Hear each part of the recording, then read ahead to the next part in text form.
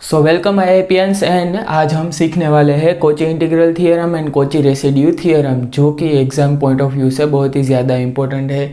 और हर बार वही लेक्चर में बोलूँगा कि एग्ज़ाम पॉइंट ऑफ व्यू से यहाँ पे जो भी टॉपिक करवा रहे हैं वो ज़्यादा इंपॉर्टेंट है। तो आप क्या करो कि हेडिंग डाल लो कॉची इंटीग्रल थियरम, और बीच में अभी एक पॉइंट है वो बच गया है, रह गया है कि residue at z tends to infinite पे किस तरह से फाइंड करें। तो ये मैंने जानबूझकर ये टॉपिक छोड़ा है क्योंकि इसके बाद जो ये कॉची रेसिड्यू थ्योरम हम पढ़ेंगे, इसके बाद वो टॉपिक है वो इंक्लूड कर लेंगे। सो इसी वीडियो में वो टॉपिक इंक्लूड हो जाएगा और 2-4 एग्जाम्पल हम कर लेंगे। इसके बाद एक वीडियो है, उसमें मैं application of Cauchy integral theorem ले लूँगा और दूसरा प्रॉब्लम्स, और लास्ट में ये कॉम्प्लेक्स एनालिसिस के 2 और 3 वीडियो अभी रह गए हैं। उसके बाद क्या करेंगे हम कि 1 या 2 लेक्चर है कॉम्प्लेक्स एनालिसिस के, कोई भी टॉपिक जब चल रहा होगा, फूरियर ट्रांसफॉर्म या लाप्लास ट्रांसफॉर्म, फूरियर सीरीज, जो भी टॉपिक चल रहा होगा उसके बीच में कॉम्प्लेक्स एनालिसिस के प्रॉब्लम्स के जो लेक्चर है वो मैं आपको देता रहूँगा।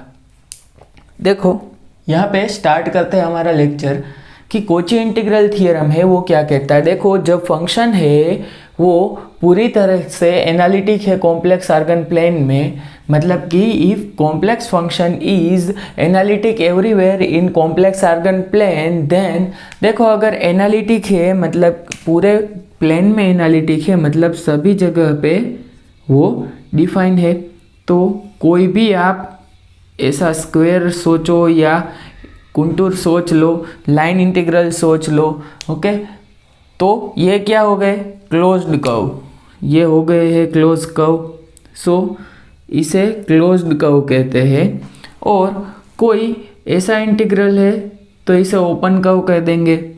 तो यहाँ पे देखो फॉर क्लोज्ड कर्व क्या हो जाएगा कि f ऑफ z इंटीग्रेशन और closed contour f of z dz equal to हो जाएगा 0। देखो कब, जब फंक्शन हमारा एनालिटिक एवरीवेयर होगा तभी। सो एनालिटिक एवरीवेयर के नीचे अंडरलाइन कर लेते हैं हम। सो फॉर क्लोज्ड कर्व ये 0 हो जाएगा इंटीग्रेशन।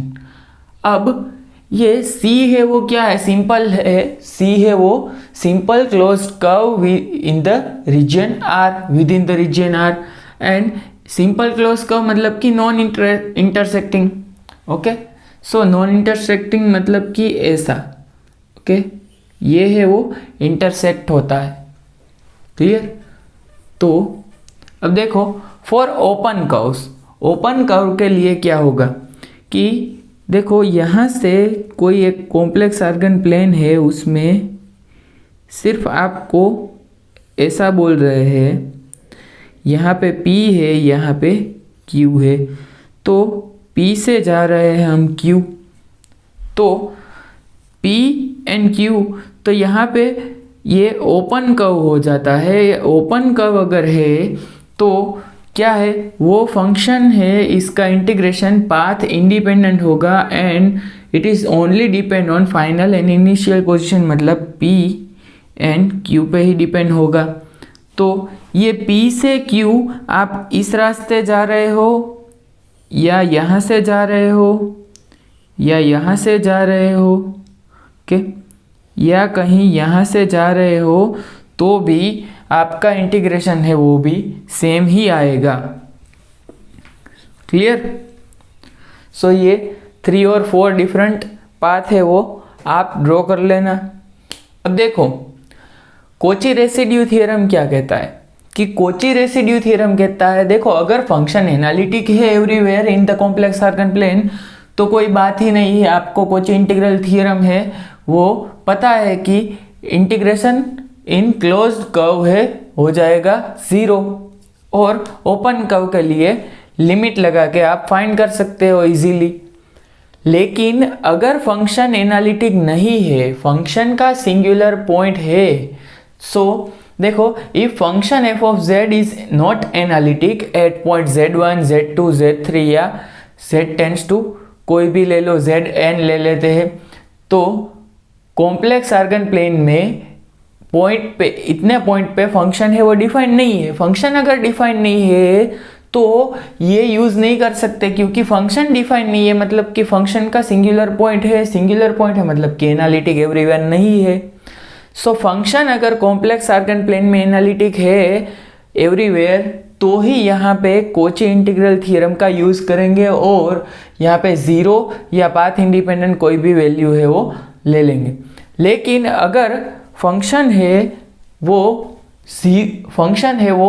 सिंगुलर पॉइंट है, उसके पास z1 z2 z3 up to zn type के सिंगुलर पॉइंट्स है, तो फंक्शन है उसका क्लोज्ड लाइन इंटीग्रल मतलब contour integral f of z dz equal to 2 pi iota into sum of all residues at all singular point lie inside the C।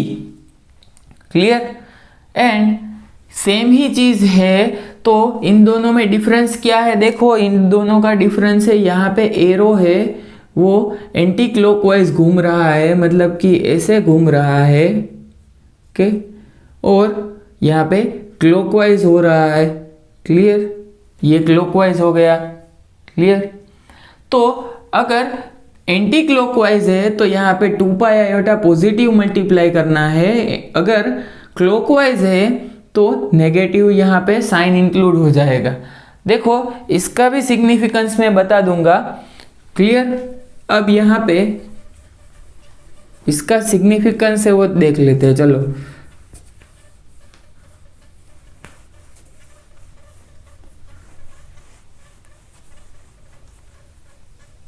आप एक बार सोचो कि ये अगर क्लॉकवाइज है तो नेगेटिव क्यों आ रहा है साइन, और एंटी क्लॉकवाइज है तो पॉजिटिव साइन क्यों आ रहा है? देखो, यहाँ पे कॉम्प्लेक्स आर्गन प्लेन है, उसमें यहाँ पे 1 है, यहाँ पे सपोज -1 है, यहाँ पे आयोटा, सॉरी, यहाँ पे माइनस आयोटा है और यहाँ पे आयोटा है।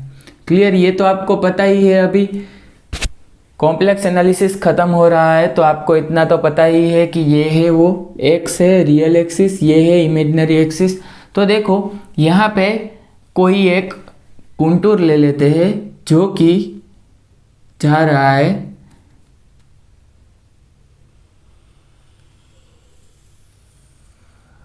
वन से लेके -1।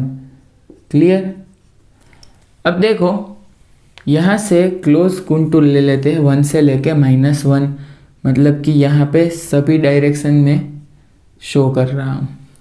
तो देखो, यहाँ पे अगर आप ये 1 से आप -1 आ रहे हो तो यहाँ से फिर से आप -1 से 1 पे आ जाओगे। क्लियर? तो देखो, अपर हाफ में जब हम बात कर रहे हैं तो क्या होता है? देखो, ये है अपर हाफ,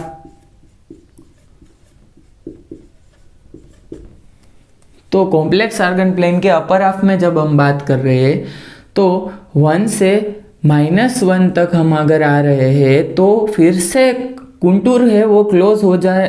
क्लोज कब होगा? यहाँ से -1 से 1 तक फिर से जाएंगे तब। तो -1 है, देखो यहाँ पे अगर लिमिट है आप लगाओगे तो क्या आ जाएगा?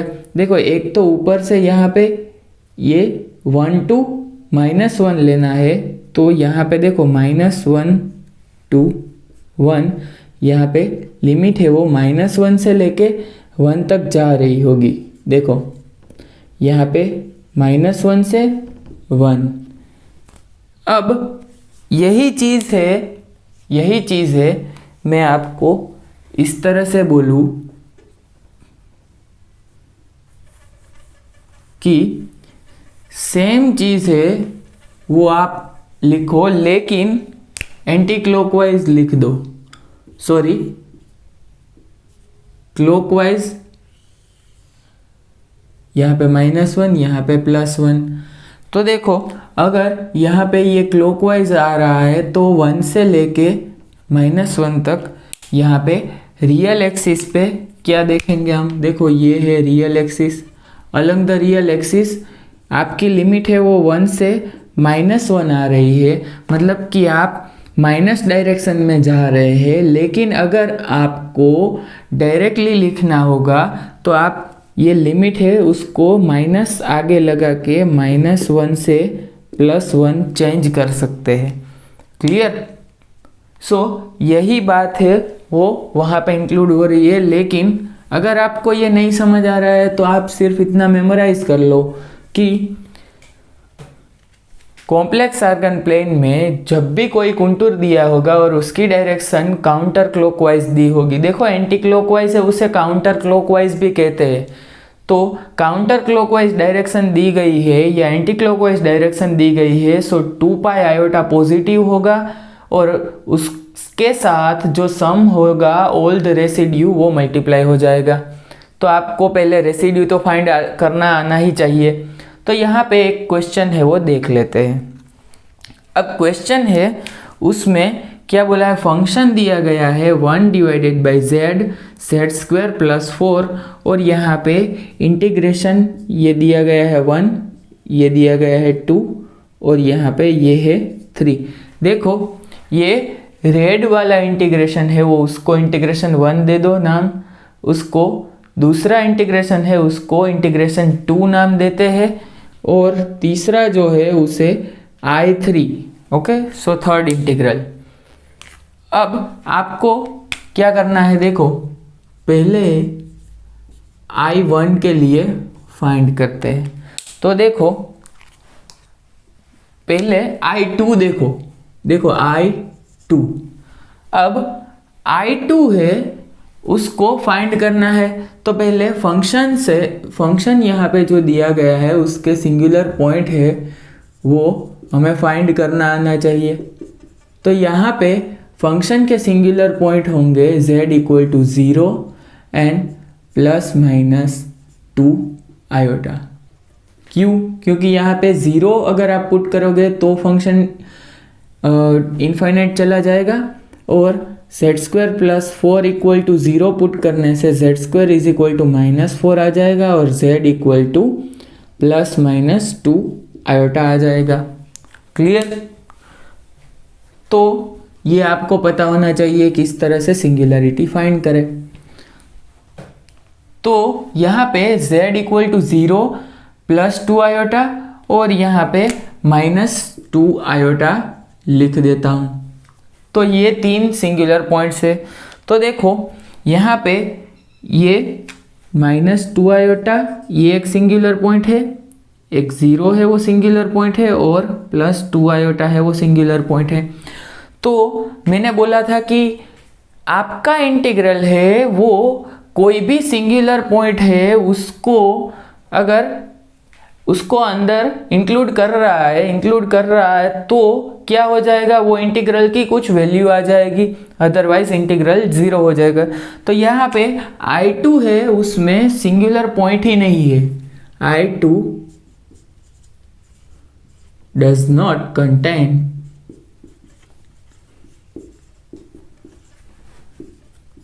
एनी सिंगुलर पॉइंट, मतलब कि इंटीग्रल 2 है वो उसमें एनालिटिक एवरीवेयर है। ओके, आपका फंक्शन है ये I2 इंटीग्रल में एनालिटिक एवरीवेयर है। So integration of the function for I2 = 0। Okay, function है वो एनालिटिक है, वो सिंगुलर पॉइंट उसमें नहीं है, जो आपको इंटीग्रेशन दिया गया है सिंगुलर पॉइंट उसमें लाई नहीं कर रहा है। तो इसका मतलब है क्या, इंटीग्रेशन हो जाएगा 0। तो इंटीग्रेशन यहाँ पे I2 है वो 0 हो जाएगा। अब I1 की बात कर रहे हैं तो I2 हो जाएगा 0। अब I1 लेते हैं तो देखो I1 में यहाँ पे रेड लाइन शो की है, तो यहाँ पे रेड लाइन के अंदर ये 2 आयोटा है वो इंक्लूड हो रहा है और 2 आयोटा है वो सिंगुलर पॉइंट है। सो 2 आयोटा इंक्लूड्स, सो 2 आयोटा यहाँ पे सिंगुलर पॉइंट है वो I1 के अंदर आ रहा है। सो देखो आपको पता है क्या करना है, सिंपल 2 आयोटा के कोरस्पॉन्डिंग रेसिड्यू फाइंड कर लो। So residue of the function z equal to 2 iota which is given by, देखो आपको पता है ये रेसिड्यू का formula z tends to 2 iota और ये फंक्शन है यहाँ पे z माइनस 2 आयोटा और फंक्शन यहाँ पे अगर लिख दूँ तो z और z स्क्वायर प्लस 4 को मैं लिख सकता हूँ z minus 2 iota z plus 2 iota. अब आपको पता चल जाना चाहिए कि किस तरह से ये फैक्टराइज फॉर्म में लिख सकते। सो ये कैंसल हो गया, तो limit z tends to 2 iota 1 divided by z plus 2 iota. तो यहाँ से क्या आ जाएगा, 2 आयोटा यहाँ पे पुट करना है। सो 2 आयोटा और यहाँ पे 2 आयोटा प्लस 2 आयोटा, यहाँ से आंसर आ जाएगा देखो 1 डिवाइडेड बाई 8 आयोटा स्क्वायर। देखो 4 आयोटा इंटू 2 आयोटा मतलब कि 8 आयोटा का स्क्वायर। तो आपको क्या करना है, यहाँ पे आयोटा स्क्वायर मतलब कि minus, so minus 1/8। So residue of the function at z equal to 2 iota, तो यहाँ पे रेसिड्यू आपको मिल गया है माइनस 1/8। तो वैल्यू ऑफ द इंटीग्रल क्या आ जाएगा, I1 f of z dz। ये इंटीग्रेशन की वैल्यू क्या आ जाएगी, देखो ये क्या है, देखो एरो दिखाया है इस साइड मतलब कि एंटी क्लॉकवाइज है, एंटी क्लॉकवाइज। सो 2 पाई आयोटा और सम ऑफ ऑल रेसिड्यू मतलब कि 1/8 मतलब कि क्या आ जाएगा, pi minus pi iota by 4। Clear. I2 की वैल्यू देखो यहाँ पे I1 की वैल्यू क्या आ जाएगी, minus pi iota by 4। Clear. अब I3 है वो देखते हैं। चलो एक ही सिंगुलर पॉइंट था I1 के अंदर, तो उसके कोरस्पॉन्डिंग रेसिड्यू हमने फाइंड किए थे। अब I3 देखते हैं। चलो I3 है वो ये ब्लैक लाइन से यहाँ पे दिखाया है, इसका कोई भी शेप नहीं है। अगर ये स्क्वायर दिया गया है तो भी वही चीज़ आपको अप्लाई करनी है। अब I3 है उसमें माइनस 2 आयोटा एंड 0 है, वो दो सिंगुलर पॉइंट I3 के अंदर लाई कर रहे हैं। सो 0 and minus 2 iota lies with in I3। तो यहाँ पे 0 and minus 2 iota singular point है। सो आपको क्या करना है, रेसिड्यू फाइंड कर लो दोनों के कोरस्पॉन्डिंग। देखो यहाँ पे residue of the function at z equal to 0 क्या आ जाएगा, लिमिट z टेंड्स टू 0 और यहाँ पे देखो z माइनस z0 मतलब यहाँ पे 0 लिखने की ज़रूरत नहीं है। सो 1 डिवाइडेड बाई z और z स्क्वायर प्लस 4। आप फैक्टराइज फॉर्म में भी लिख सकते हैं, लेकिन यहाँ पे z कैंसल आउट हो जाएगा। तो आपको z टेंड्स टू 0 यहाँ पे 0 पुट करने से आपको डायरेक्टली रेसिड्यू मिल जाएगा। रेसिड्यू आ जाएगा, रेसिड्यू क्या आ जाएगा, 0 के कोरस्पॉन्डिंग 1/4। अब रेसिड्यू फाइंड करो, residue of the function z equal to minus 2 iota के कोरस्पॉन्डिंग। तो मैंने आपको बोला है कि रेसिड्यू फाइंड करने का फॉर्मूला है वो भी आप देखो, z tends to minus 2 iota और z माइनस माइनस 2 आयोटा मतलब कि प्लस 2 आयोटा, और यहाँ पे 1 divided by z plus 2 iota z minus 2 iota. तो यहाँ पे z प्लस 2 आयोटा कैंसिल हो रहे हैं, और लिमिट यहाँ पे अगर आप पुट कर दोगे तो -2 आयोटा और -2 आयोटा, यहाँ पे भी -2 आयोटा। तो यहाँ पे क्या आ जाएगा, देखो यहाँ से -4 आयोटा, यहाँ से -2 आयोटा, तो यहाँ से क्या आ जाएगा, 4 आयोटा इंटू 2 आयोटा करोगे तो -8 आ जाएगा, और माइनस माइनस प्लस आ जाएगा। So 8 residue of the function corresponding to -2 iota, ये आ गया। अब सिंपल यहाँ पे फॉर्मूला अप्लाई करना है। देखो ये किस तरह से है, क्लॉकवाइज दिया गया है, क्लियर। तो यहाँ पे ये क्लॉकवाइज दिया गया है, तो आपको देखो यहाँ से अभी इसकी कोई ज़रूरत नहीं है, इसको हटा देते हैं। तो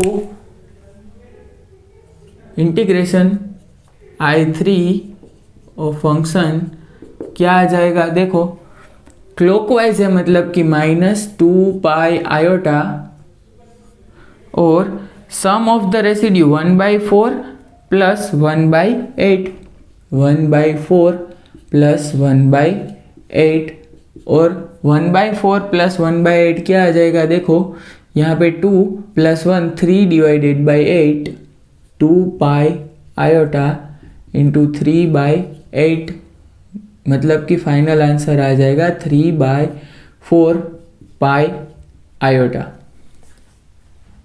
सॉरी, यहाँ पे माइनस आ जाएगा, यहाँ पे भी माइनस आ जाएगा, क्लियर। तो I3 इंटीग्रेशन है, उसकी वैल्यू क्या आ जाएगी, -3 पाई आयोटा बाई 4, क्लियर। अब देखो यहाँ पे मैंने एग्जाम्पल ये करवाया है कि आपको पता चले कि अगर कोई भी पॉइंट यहाँ पे कोई भी सिंगुलर पॉइंट है विद इन द इंटीग्रल है, वो नहीं आपको मिल रहा है तो इंटीग्रेशन की वैल्यू 0 आ जाएगी। अगर एक सिंगुलर पॉइंट मिल रहा है तो जो रेसिड्यू मिल रहा है उसको आपको देखना है कि अगर क्लॉकवाइज है तो -2 पाई आयोटा मल्टीप्लाई कर दो, और एंटी क्लॉकवाइज है तो 2 पाई आयोटा मल्टीप्लाई कर दो, और 2 और मोर देन 2 रेसिड्यू आ रहे हैं तो सम कर लो सभी रेसिड्यू का, और उसके बाद 2 पाई आयोटा या -2 पाई आयोटा आपको मल्टीप्लाई कर लेना है, आपको इजीली इंटीग्रल की वैल्यू मिल जाएगी। और एग्जामिनेशन में कई बार ऐसा बोला गया होगा सिर्फ फाइंड द इंटीग्रल, ओके, और आपको इंटीग्रेशन दिया गया होगा, और अगर इंटीग्रेशन है उसमें मोस्ट प्रोबेबली अगर आपको z कहीं भी दिखाई दे रहा है तो वो कॉम्प्लेक्स एनालिसिस का ही सम है या प्रॉब्लम है, तो आप इजीली इसको कोची रेसिड्यू थ्योरम से या कोची इंटीग्रल थ्योरम से फाइंड कर सकते हैं। और मैं लास्ट लेक्चर में ये भी आपको बता दूंगा कि कौन कौन से इंटीग्रेशन आपको याद रखने हैं और किस तरह से आपको याद रखने हैं। तो अब हम चलेंगे हमारे नेक्स्ट टॉपिक पे, जो कि है क्या, find the residue at z equal to infinity पे। तो देखो यहाँ पे बात करते हैं residue of the function at z equal to infinity पे। अब z इक्वल टू इन्फिनिटी पे रेसिड्यू फाइंड करने के लिए आपको क्या करना है, पहले जो फंक्शन दिया गया है उसमें z को रिप्लेस कर दो 1/t से। देखो सिंगुलर पॉइंट फाइंड, देखो singularity of z tends to infinity पे फाइंड करने के लिए हम t यहाँ पे 1/t को रिप्लेस करते थे, वही चीज़ आपको यहाँ पे करनी है। लेकिन यहाँ पे क्या करना है कि 1/t से रिप्लेस करके यहाँ पे -1/t² मल्टीप्लाई करना है। सो -1/t² क्यों मल्टीप्लाई करना है वो भी मैं आपको यहाँ पे बता दूंगा, लेकिन यहाँ पे ये फंक्शन है g, ये आपको ये डिराइव कर लेना है पहले। तो फंक्शन है वो आपको जो 1/t के फॉर्म में लाना है, उसके बाद -1/t² है वो मल्टीप्लाई कर देना है। तो अब सेकंड स्टेप क्या करना है कि find the residue of the function g(t). ये जो फंक्शन अभी मिल रहा है हमें, उसके रेसिड्यू फाइंड करो t = 0 पे, वही रेसिड्यू होगा z =∞ पे। तो अब देखो यहाँ पे मैंने बोला कि ये -1/t² यहाँ पे इंक्लूड क्यों होता है। तो यहाँ पे जैसे ही हमने बताया है कि integration f(z) dz = 2πi × summation of residue, तो यहाँ पे z = 1/t जैसे ही रिप्लेस करेंगे तो dz = क्या आ जाएगा, -1/t²। dz = -1/t² क्यों आएगा, देखो z का डिफरेंशिएशन dz होगा और 1/t का डिफरेंशिएशन हो जाएगा -1/t²। तो अब यहाँ से देखो अगर फंक्शन है वो 1/t के फॉर्म में अगर लाएंगे तो 1/t और dz की टर्म से -1/t² यहाँ पे dt, तो यहाँ पे भी dt। अब इसके बराबर है 2πi और समेशन ऑफ रेसिड्यू। तो ये जो पूरा अभी हमारा फंक्शन हुआ है, ये जो फंक्शन है इतना है वो हमारा कंप्लीट फंक्शन हो रहा है। सो इसी वजह से यहाँ पे -t² है वो, -1/t² है वो मल्टीप्लाई हो रहा है। तो बेसिकली आपको याद रखना है कि इनफाइनाइट पे अगर रेसिड्यू पूछा गया है तो -1/t² f(1/t) आपको फाइंड करके आगे बढ़ना है। तो प्रॉब्लम है वो यहाँ पे देख लेते हैं चलो, कि एक प्रॉब्लम यहाँ पे दिया गया है। तो z³ cos 1/z, तो आपको यहाँ पे रेसिड्यू फाइंड करना है। तो आपको पता है कि फंक्शन कब इनफाइनाइट होगा, z जब आप इनफाइनाइट पुट करोगे तो ही फंक्शन है वो इनफाइनाइट होगा। z इनफाइनाइट, देखो z टेंस टू इनफाइनाइट होगा, देखो यहाँ पे z टेंस टू इनफाइनाइट है तो फंक्शन है वो इनफाइनाइट यहाँ पे होगा। और z यहाँ पे 0 पुट करेंगे तो भी फंक्शन है वो इनफाइनाइट, कोस इनफाइनाइट हो रहा है, cos 1/z है वो इनफाइनाइट हो रहा है, लेकिन यहाँ पे z³ से इनफाइनाइट टर्म है वो अराइज हो रही है। तो आपको पहले क्या करना है, g(t) आपको फाइंड करना है। g(t) = -1/t², और f(t) की जगह पे हम क्या लिखे, z³ को रिप्लेस कर दो 1/t³ से और cos t। तो अब हमें पता है कि लॉरेंट सीरीज एक्सपांशन में 1/t का जो कोएफिशिएंट होगा वही हमारा रेसिड्यू होगा। तो हमें यहाँ पे लॉरेंट सीरीज एक्सपांशन करना इजी रहेगा। देखो अभी हमें फाइंड क्या करना है, residue of the function at t = 0 पे। तो t = 0 पे फाइंड करना है तो लॉरेंट सीरीज एक्सपांशन कर दो g(t) का, तो क्या आ जाएगा, देखो 1/ यहाँ पे ये 1/t⁵ और cos t का लॉरेंट सीरीज एक्सपांशन आ जाएगा 1 - t²/2 plus t⁴/4 minus t⁶/6। तो यहाँ से अगर हमने 1/t⁵ मल्टीप्लाई करवा दिया तो माइनस क्या आ जाएगा, 1/t⁵ प्लस यहाँ पे 1/2 t⁵, यहाँ पे माइनस 1/4 इंटू t, और यहाँ पे प्लस t/6। और ये तो देखो इनफाइनाइट तक जा रहा है, लेकिन हमें लिमिटेड नंबर ऑफ टर्म्स है वो लिखने हैं।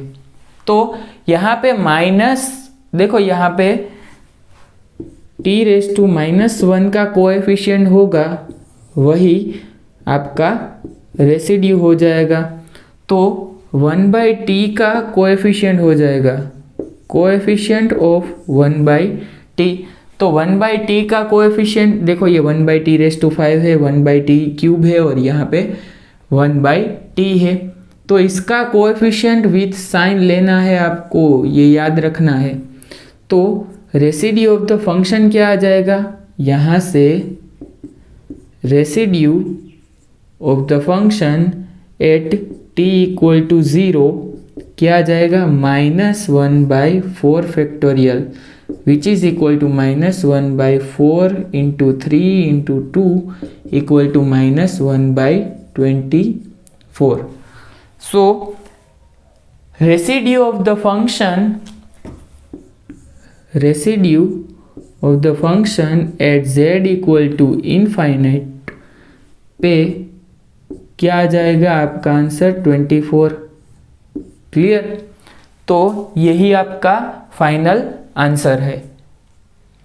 पता चला किस तरह से प्रोसीड किया। फर्स्ट थिंग देखो, एक बार और यहाँ पे एक्सप्लेन कर रहा हूं कि आपको ये g ऑफ t है वो फाइंड करना है। अगर देखो आपने ये -1/t² अगर आपने मल्टीप्लाई नहीं करवाया तो आपका आंसर यहाँ पे कुछ भी आ सकता था, लेकिन आपका सही आंसर कब आएगा, -1/t² मल्टीप्लाई करने से ही आपका आंसर आएगा। और यहाँ पे मैंने एक्सप्लेन भी कर दिया है, जो -1/t² है वो यहाँ dz को रिप्लेस करने से हमें मिल रहा है। इसीलिए मैंने आपको पहले थोड़ी देर पहले बताया था कि एक टॉपिक मैंने छोड़ा है, क्योंकि आपको अगर यही नहीं पता है कि integration f of z dz equal to 2π iota into summation of residue होगा, तो आप एक्सेप्ट नहीं कर पाएंगे कि ये dz है वो क्यों लिया गया। क्लियर। अब देखो यहाँ से आगे चलते हैं और दूसरा एक प्रॉब्लम जो है वो हम देख लेते हैं, जो कि मैंने बोर्ड पर ही लिखा है। प्रॉब्लम है वो आप एक बार ट्राई करो g ऑफ t फाइंड करके। अगर नहीं होगा तो मैं यहाँ पे एक्सप्लेन करने ही वाला हूँ, सो वीडियो पॉज कर लो और प्रॉब्लम है वो ट्राई कर लो। क्लियर। तो चलो, अगर आपसे हो गया है तो बहुत अच्छी बात है, अगर नहीं हुआ है तो यहाँ पे देख लेते हैं z⁴ plus z² divided by z³। Simple. यहाँ पे आपको क्या करना है, रेसिड्यू फाइंड करने हैं। तो देखो यहाँ पे अगर यहाँ से आप इसको सिंप्लीफाई करो तो क्या आ जाएगा, z² plus 1 divided by z³। Clear. ये और रेसिड्यू फाइंड कर रहे हैं हम f of z equal to infinity पे, यहाँ पे रेसिड्यू हमें फाइंड करना है। तो अगर यहाँ पे रेसिड्यू हमें z टेंड्स टू इन्फिनिटी पे फाइंड करना है तो क्या आ जाएगा, देखो पहले z को रिप्लेस कर दो 1/t से। तो यहाँ पे z को रिप्लेस कर देंगे 1/t and then g of t क्या आ जाएगा हमारा 1 divided by t² into f of 1/t। अब यहाँ पे देखो, यहाँ पे g ऑफ t हमें फाइंड करना है, तो -1/t² और यहाँ पे देखो क्या आएगा, यहाँ पे ही रिप्लेस अगर करते हैं तो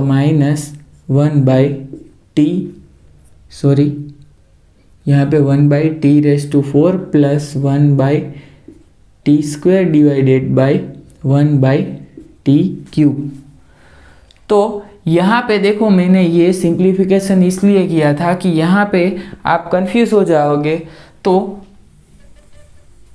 यहाँ पे आप इजीली सिंप्लीफाई कर सकते हैं 1/t⁵ यहाँ पे 1/t² प्लस 1 आपको मैथ्स से वो पता है मुझे कि आता है, लेकिन आप सिंपल वे में ट्राई करो कि इजीली आप मैथ्स अटेम्प्ट कर सको। तो देखो यहाँ पे माइनस और यहाँ पे टी स्क्वायर है, वो 1/t² मल्टीप्लाई करवाते हैं तो क्या आ जाएगा, देखो -1/t⁴ डिवाइडेड बाई 1/t³ और 1/t² प्लस 1, यहाँ से -1/t आ जाएगा और यहाँ से ये टर्म।